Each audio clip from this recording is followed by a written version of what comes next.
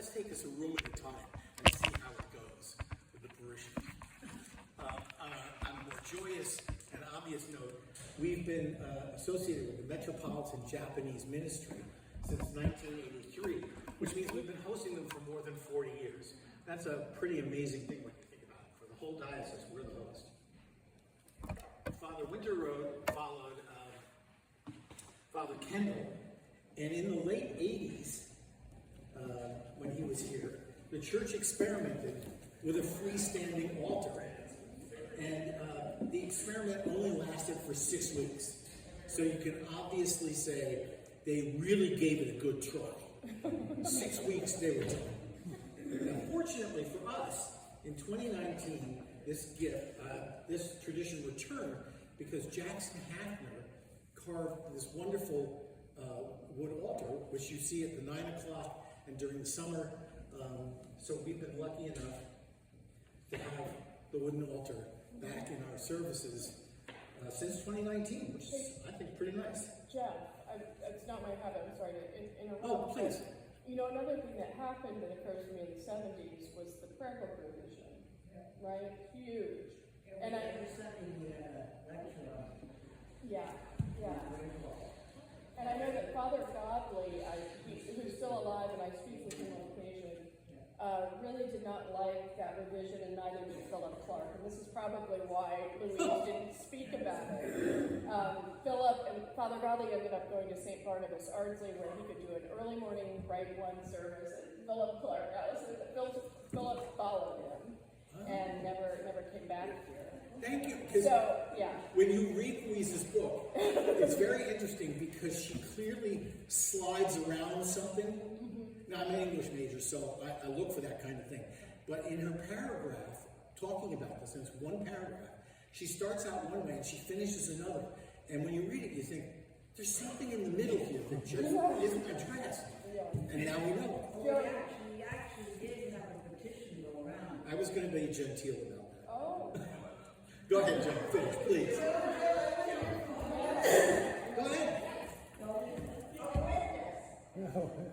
A lot of us didn't approve of the way Dudley's group had done this. And so we had a petition, which we sent to the bishop. All, including myself, signed this petition. And it was very... You were hoping he would leave. Yeah. Which eventually worked out that way. The petition was that we didn't think it was fair the way he had dealt with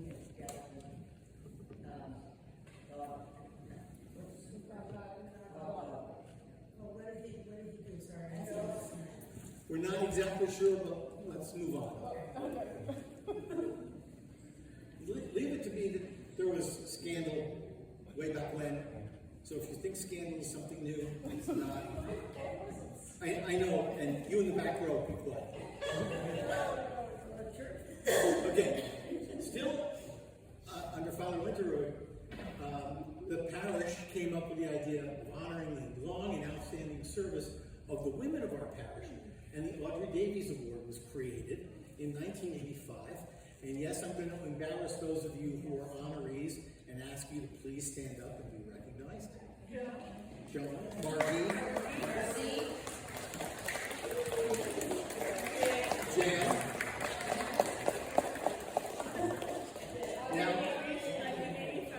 Now I don't want you to forget, we will get to the men eventually. Which is, another thing you can say about the men. Thanks for stepping on the punchline. Okay, we have this interesting black hole in history, which I find interesting because of what Astrid said at the beginning, that she doesn't know as much about the 80s and 90s. According to Louise's book, there was a combination of frequently changing church secretaries and computers installed. And the vestry minutes, all of the vestry minutes from 1995 to 1999 were lost. So there's a black hole in the official history of what went on here.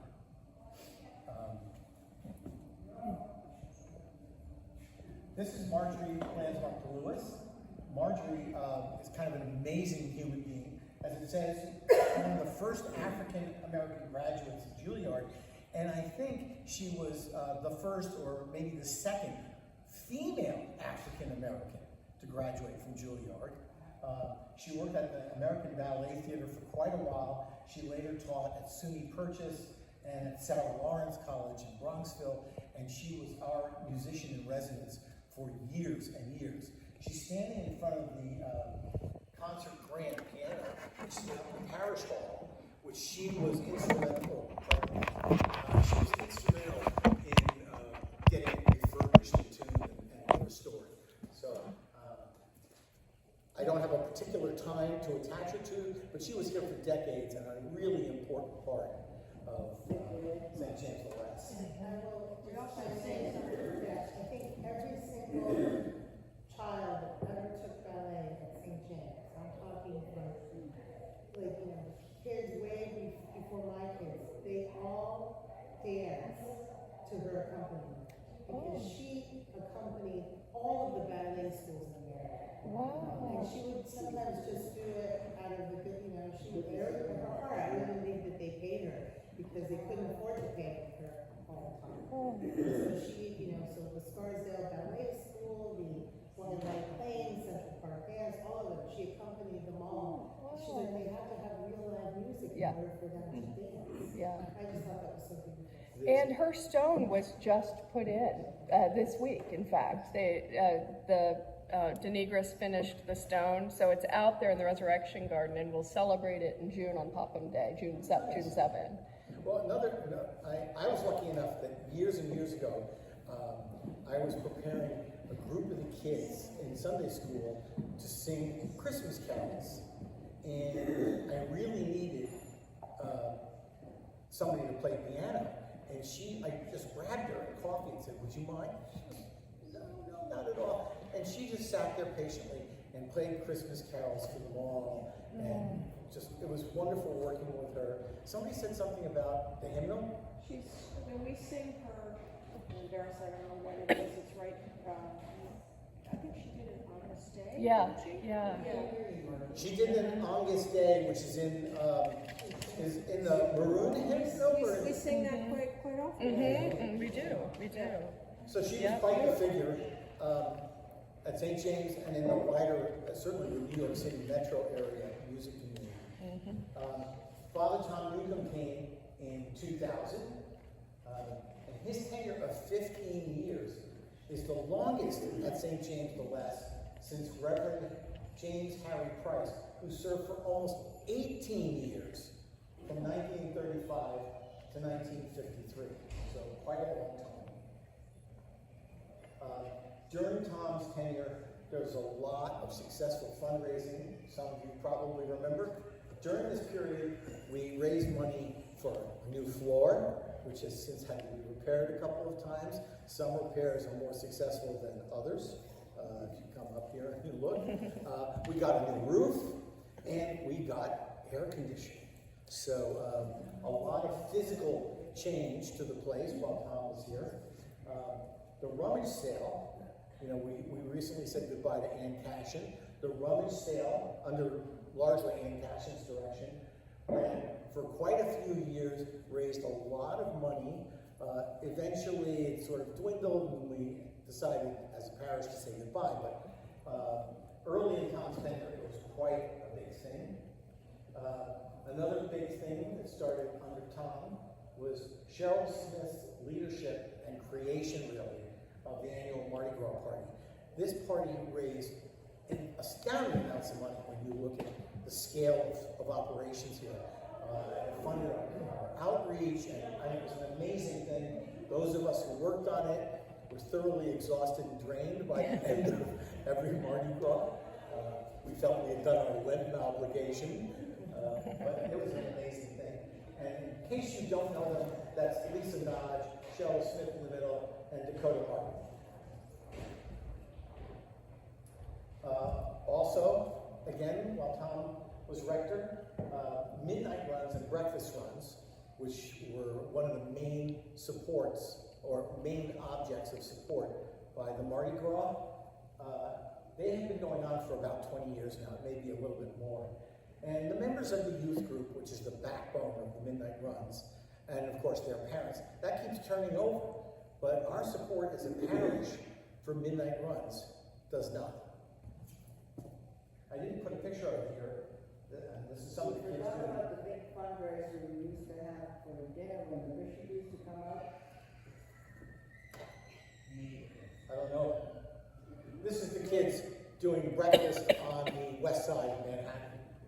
It's over at like 52nd Street. I forgot to put a slide in here. Oh, no, I'm sorry, I'm jumping in. Never mind. So, I mentioned before, Susan McNiff returned to us as Director of Christian Education.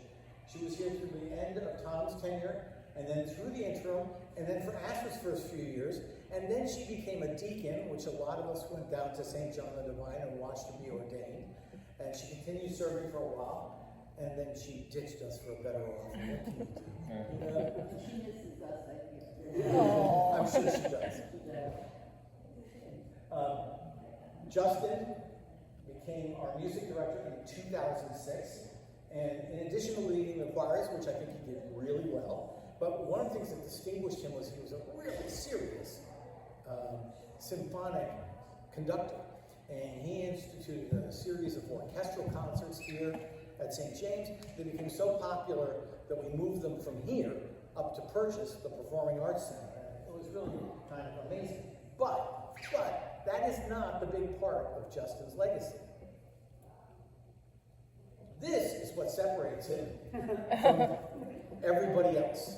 No, not 18-wheelers. 3 of these things pulled up in the summer of 2016, and we offloaded the organ. So, that's the organ console where Victoria plays. That thing weighs a half a ton. As you can probably see from that right side photo, they had to take that tractor and take it all the way around the church and through the back doors of the chapel because they were the only doors big enough to get the console through. It's one piece, it comes assembled. So they couldn't get it in any other way. We actually had to cut down 2 of the lampposts in the cemetery because they couldn't get it past them. And they were afraid to drive the tractor onto the dirt because it would sink into the dirt. It was so heavy. This is that transept filled with boxes. There were over 300 boxes with more than 3,000 parts. And they were brought in, as you can see in that picture. That's Garrett Campbell. He was one of about 24 parishioners who was here that day, who helped bring boxes in. And it was pretty amazing. I don't have pictures of everybody, I'm sorry. I don't know if you can see her, but that's Emily Hansen on the end of that coffin-sized box. These are the Hackner's boys. And then this is some of the moving crew, a couple of the Kleiss organ team from Bonn, Germany, and then some parishioners. You've got McCarthy's, you have Tracy and Connor McCarthy, and Mark Hansen, and some guy grinning like an idiot. Are those your pictures, Geoff? Do you know where you got these? These are great. Most of them are mine. Oh, I'd love to put those in our archives. Will do. And then this lady needs no I did, this is supposed to be a historical presentation. Ashes our first female record. That's a pretty big deal. Okay. Almost immediately after, so Ashley came here at virtually the same time as we were unloading the organ. So she's getting into the rectory and we're getting the organ in here. And then very shortly thereafter, we transitioned from Justin to Matthew. So Matthew ended up overseeing the installation of the organ, the tuning process, which doesn't happen instantly. Tuning an organ like this takes a lot of work because you can't do it properly until it's in its location.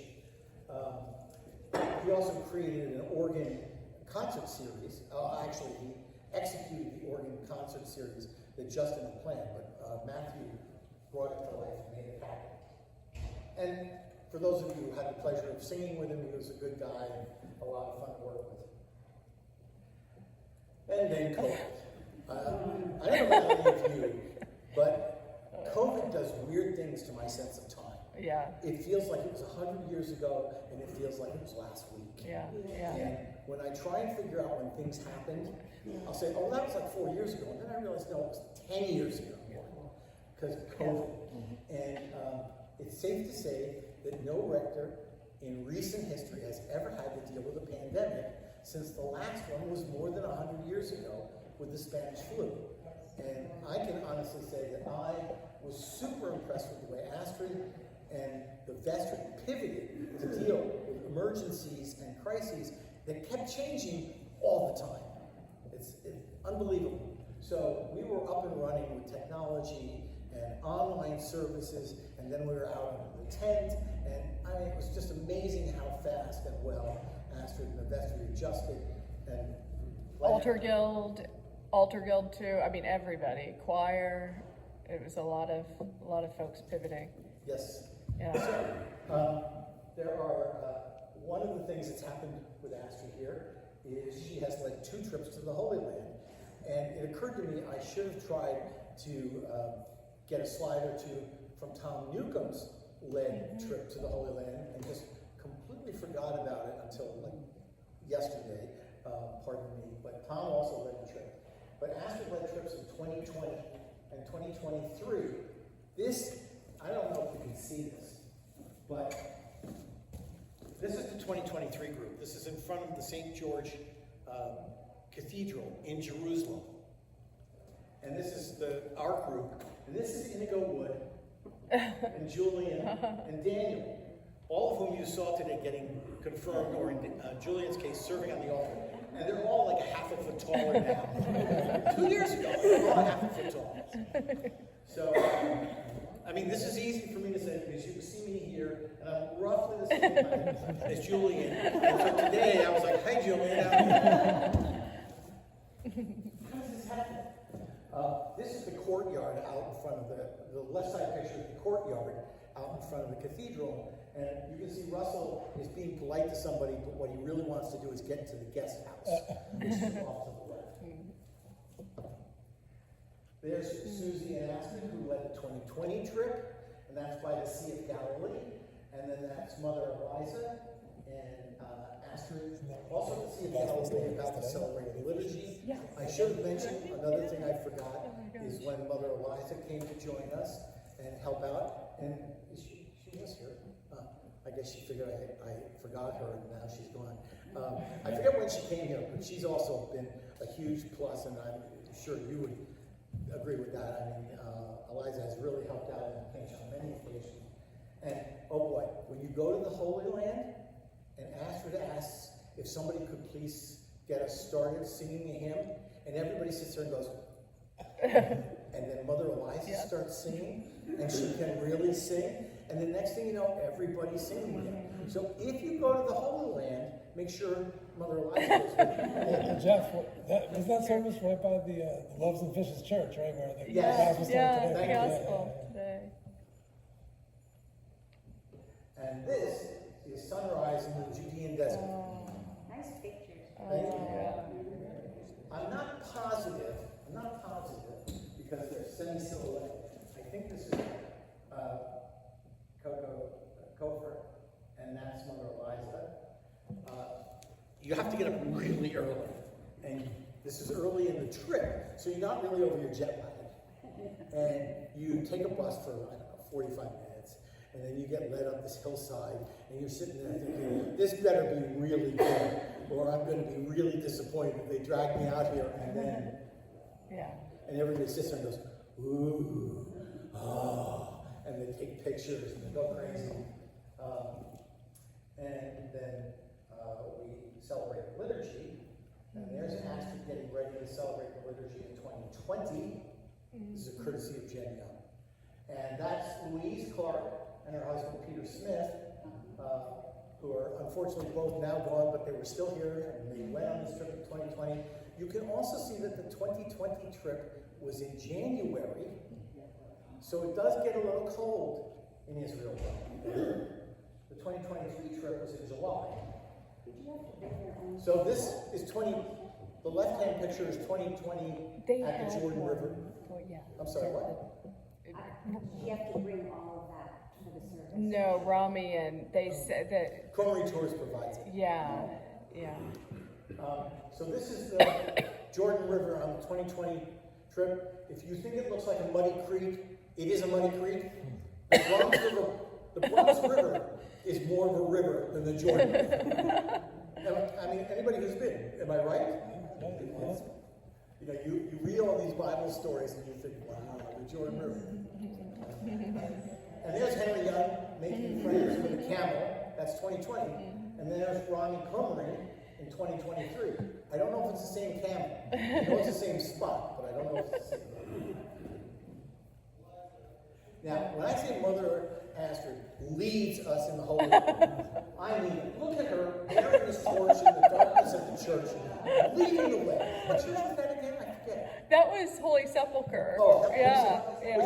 Which is in Jerusalem. If you've been, you know it's a wild church because it's like 6 little chapels, and they're all run by different kinds of Christians who fight with each other all the time.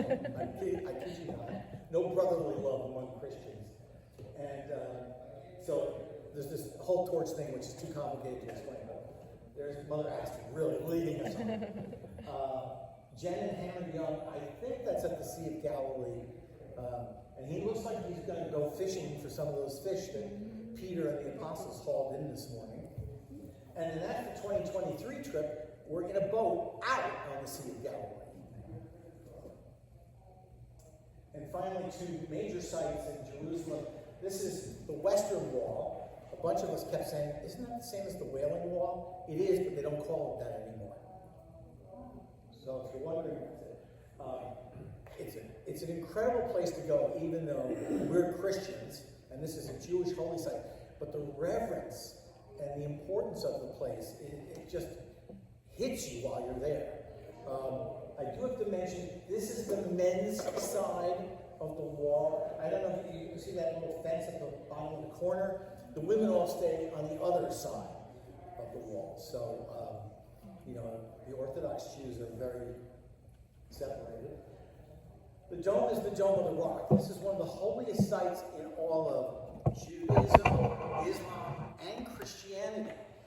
The Dome of the Rock sits on the site of the Jerusalem Temple, where Jesus preached and he overturned the money changers' tables. As the site of the temple, it's very holy and sacred to Jews. And the rock, the Dome of the rock is the rock Abraham almost sacrificed his son Isaac on. It's also the spot where Muhammad was ascended into heaven. So, also I should back up. Abraham is considered the father of Jews, Muslims, and Christians. So, Abraham almost sacrificing Isaac is important to all those peoples, and then other things make the site. So, unfortunately, it's an incredibly contentious site. It's controlled by Muslims, but it's ringed by Israeli security. You have to show passports to get in. It's insane. Jeff, were you all able to enter? Yeah, we were. Oh, okay. You can't go in the Dome of the Rock unless you're a Muslim. You can't go inside. Inside, okay. I also think it's ironic, if you've ever seen tourist shots of Jerusalem, no matter what the shot is, they always feature the Dome of the Rock. So all the Israeli tourist stuff features a Muslim temple. One of the things that happened under Astrid is that a civil rights pilgrimage went to Georgia and Alabama. Is that the Pettus Bridge? Yeah. Okay, so this is at the Pettus Bridge. I think we're still planning, hoping to do another one of these very soon. But this is the gang that went down there.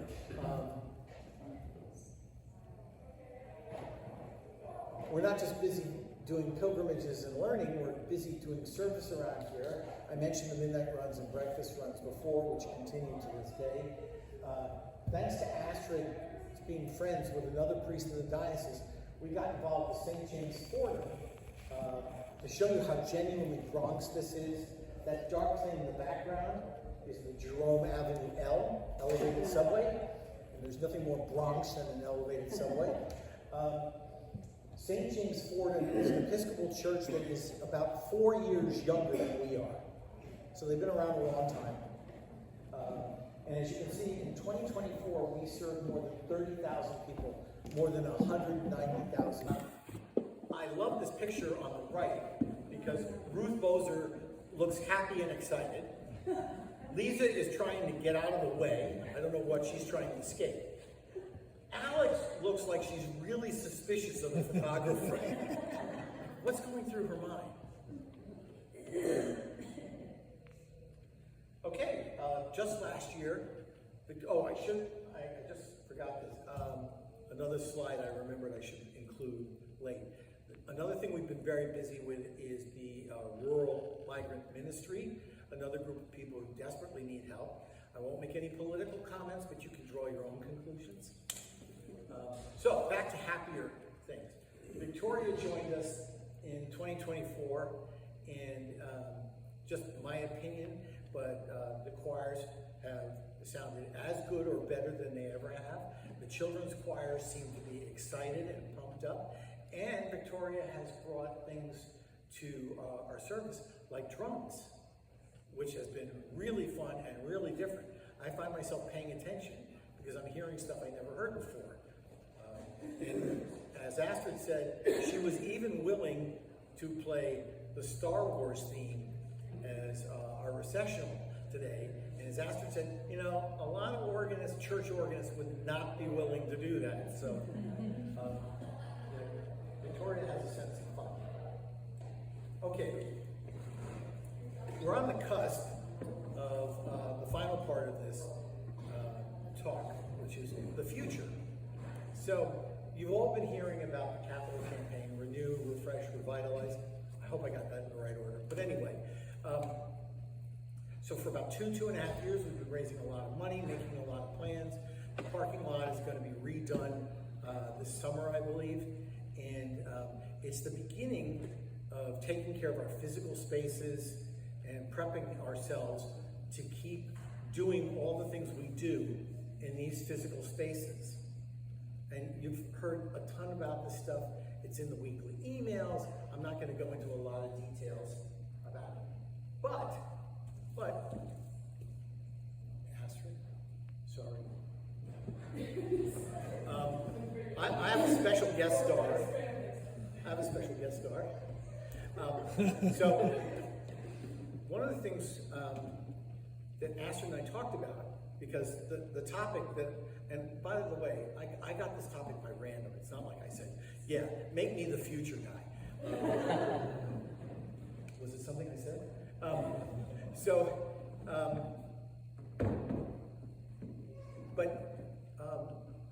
I said to Astrid, I think we all probably know what's going on in the near future, at least with the capital campaign and the physical plant and all that. But it seems to me what's more important is what does this mean for us as a parish spiritually? And I want to make it clear, the reason I had this idea was because of the way Astrid has talked about some of these projects in her sermons and in her annual report and stuff like that. So we're just going to talk for a few minutes. I don't know how we're doing for time. Okay. We're going to talk for a few minutes about our future, but our spiritual future. Like, how is this significant for us from a spiritual standpoint? So, the first question is, okay, why is it important for us to maintain our campus aside from the need to have a place for worship and fellowship and Christian education and outreach and all the things that go on here? You know, is there some kind of overarching spiritual motive that drives us to do this? Well, I'd be curious to hear from you all as well. I think we're trying to discern that in the present and year or two ahead. Like looking at the scope of our campus, how does our campus, as it now, exists, serve our mission and ministry here? And I don't think we've really asked that question with any deliberation for years, if ever.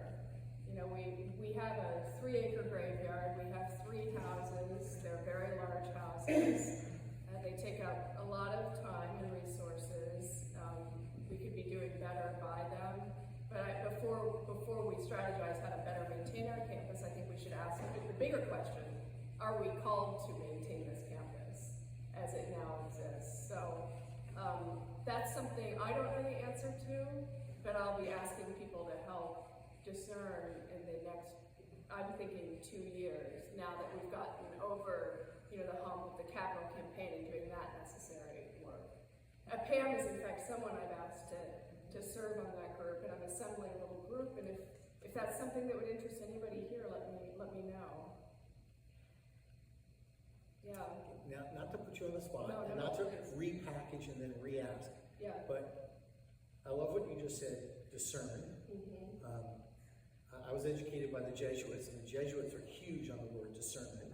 You may have heard in some of the Pope Francis obituaries that he was a Jesuit, and he talked a lot about discernment.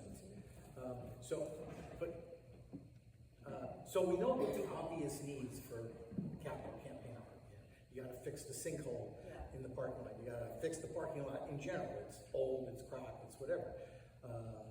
Fixing windows. So there's the obvious stuff.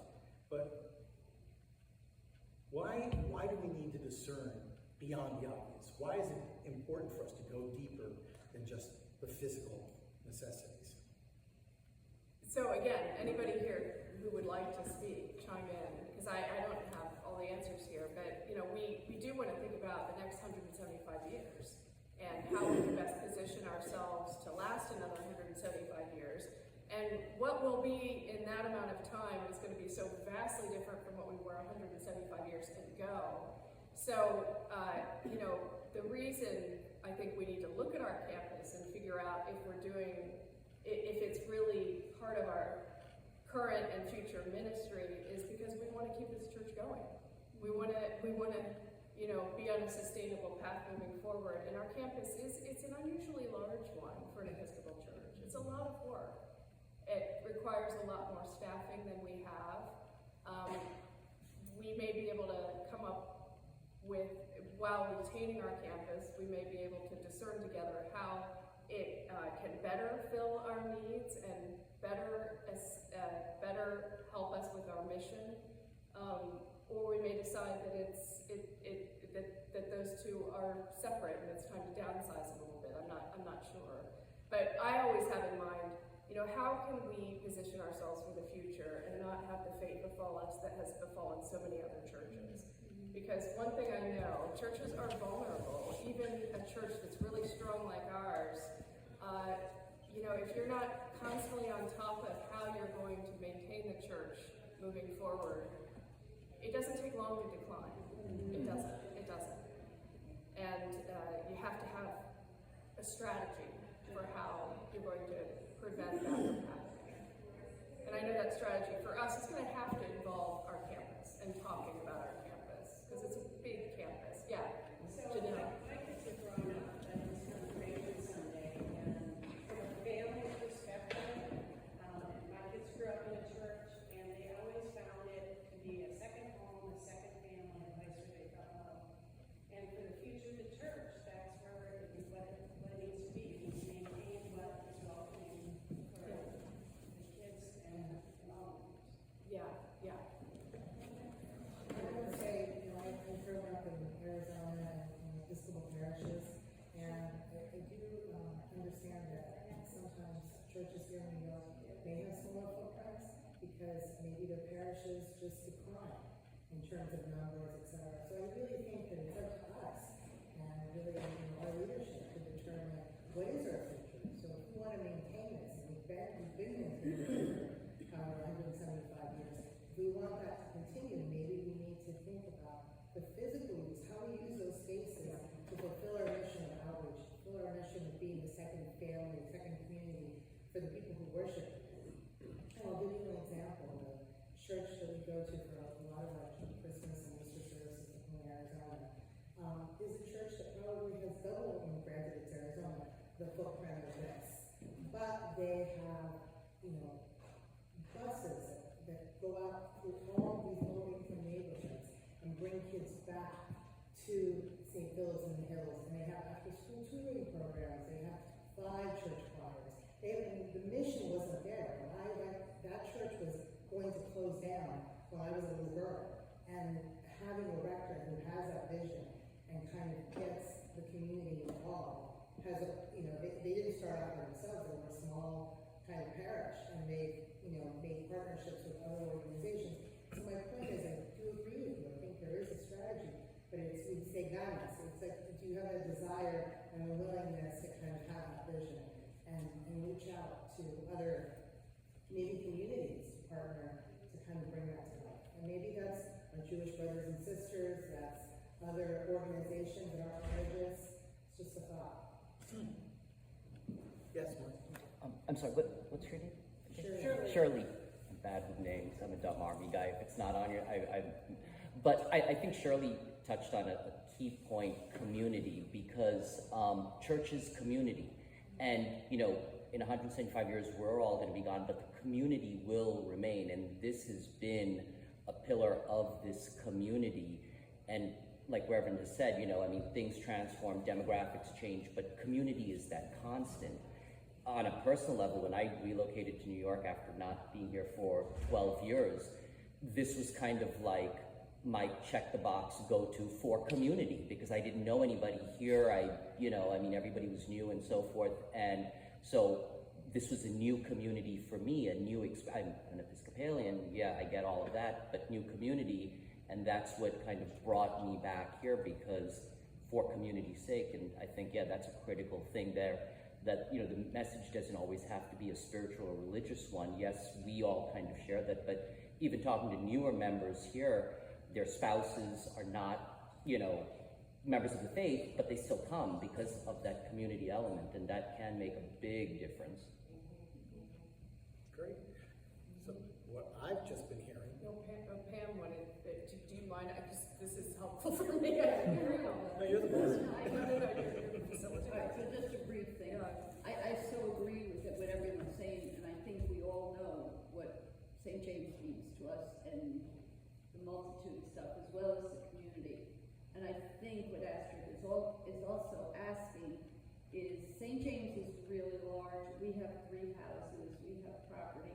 Years ago, there was another house on Church Lane, right? Yeah. Okay. There was a time where they said we need to sell it to keep St. James afloat. Here, so how can we use those? One of them is Astrid's house, so.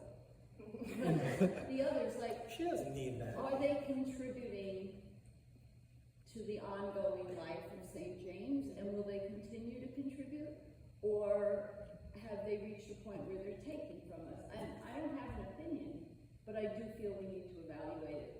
And again, answering that question, what are we doing spiritually here? Because at the end of the day, that's what we're about.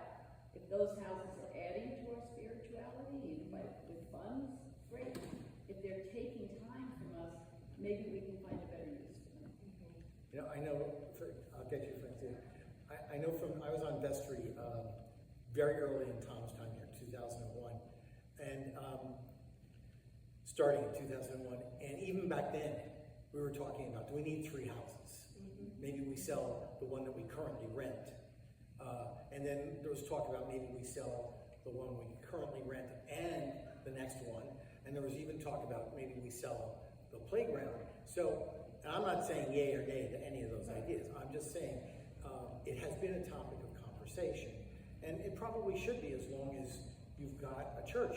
Your needs keep changing, they keep evolving. And so if you don't occasionally look around at your property and say, do we really need this, or should we put more money in here? You're not doing your job. Francine? I guess I'm really very basic about something like this, which is, I did those brand orders. So, logically, to me, what you start with is, going back to what we've talked about, who we are as a community, the values we have, and the mission we have. And then we've got to address it within the 2025 5-year range of growth. And then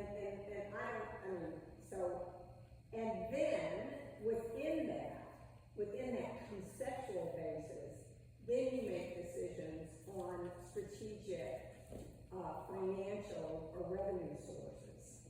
And I think religion and spirituality are much more fluid than when, with, and community is very fluid.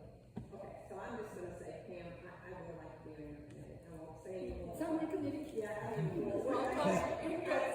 I'll talk to you, Francine. yeah, I'll talk to so you. I think we started this when we were doing the Catholic campaign. Actually, when we were doing the Catholic campaign, if you think about it.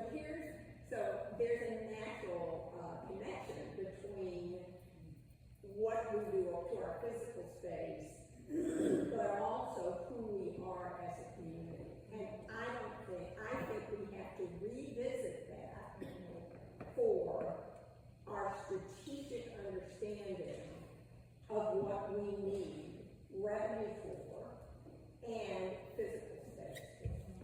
So Okay. Well, very quickly. All right, so one of the things, what I just heard from all of you is basically, this is a warm, welcoming, faith-driven community. And what's important about the future is that we enable this place to survive as a warm, welcoming community. Does that sound roughly like what you all were saying? Okay, so